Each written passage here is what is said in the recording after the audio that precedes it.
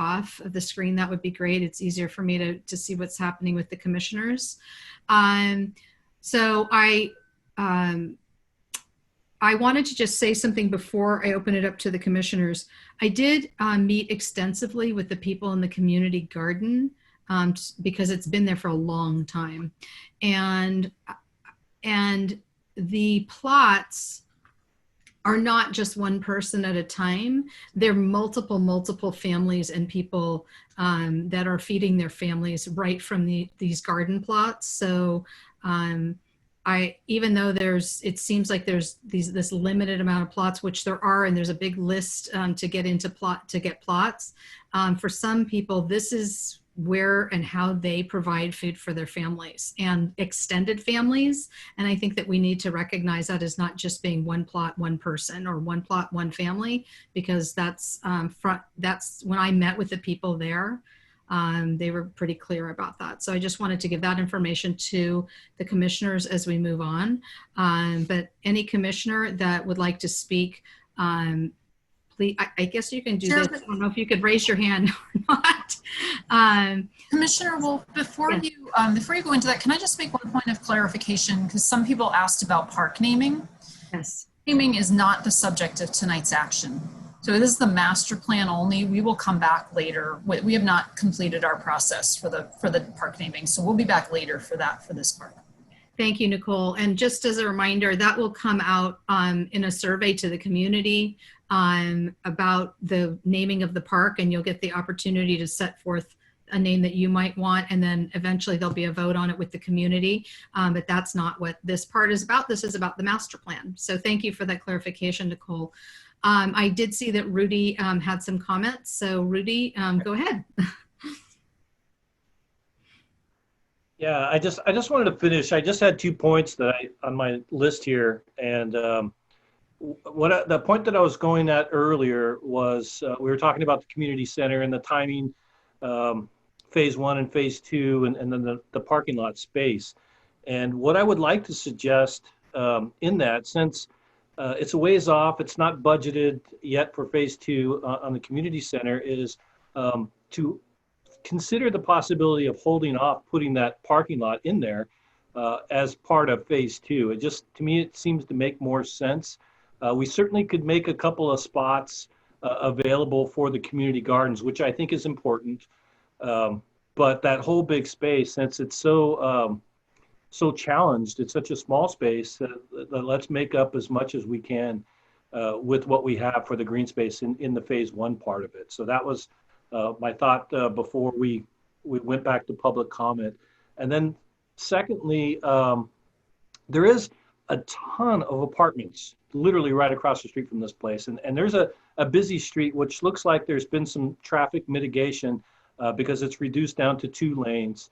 But I do think that there is need to look at a crosswalk, maybe with an island. It looks like there's space there, but I do think that should be a consideration because those apartments go really far back, and there's just a lot of dense housing there.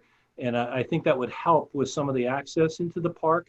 And I love the idea, somebody brought this up, so this isn't my idea, of maybe a senior aspect to this park. So where that parking lot is, maybe a little bocce ball court or something like that, something simple. But anyways, those are the rest of my thoughts on this particular park. So thank you. Thank you, Commissioner Flores. Do we have questions or comments from any of the other commissioners? Please unmute yourself if you have a comment or a question.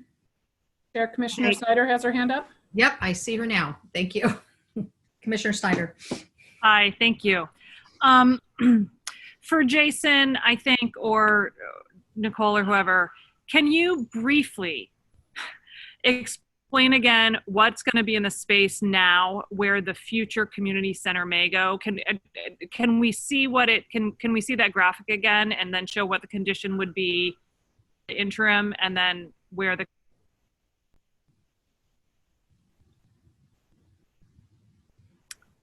Yes, can you allow Dave Rubin to bring that back up again, Teresa? And while you're doing that, someone made a comment recently, one of the community members, about having indoor basketball and soccer and that type of thing in other community centers. And can you address whether this community center would be even large enough to do anything like that? Yes.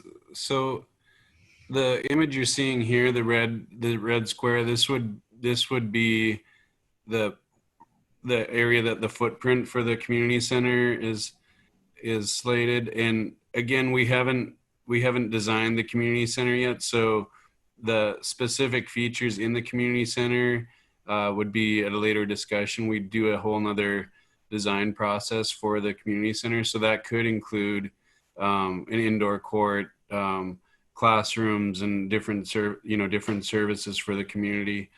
So the impact of installing the community center on this end of the park is shown in the image below here. So what you're losing is the basketball court and a portion of the green space, and also a portion of the loop walk. And so that was something that was discussed, as well as providing a court inside the community center that would replace that would be removed. Okay. Thank you. And the second half of a question that Commissioner Flores had, I understand that existing Sharks playground equipment is not up to standard, and it's probably very hard to retrofit it or reuse it in any public way. But is it possible to make it available for donation at all? I mean, is it something that it can be removed and, like anybody could come and take it, like other community groups or church groups or whoever? Is that possible, or does it have to be, crushed? That's a good question. I don't know. The structure itself, so there's the structure itself is pretty standard run-of-the-mill playground equipment. It's not dissimilar to what we use. Where it doesn't meet standard is in the footings, right? Yeah, I just want to know if it can be donated. Can you make it available for other groups to take if there's a liability waiver, something like that? I think we'd have to look at that, and a good point about liability. I wasn't even thinking about that. The challenge, we are never able to reuse our playgrounds from one location to another, because in order to get the concrete footing out, you destroy the playground, right? So you destroy its main its main support poles. So we've never succeeded in moving a playground from one location to the other, but I wonder, you bring up a good point, and we could look at whether or not some of the pieces are salvageable. Right. Wondering, I was trying to get to that. Okay. I think my internet is cutting out a little bit. Are we doing questions for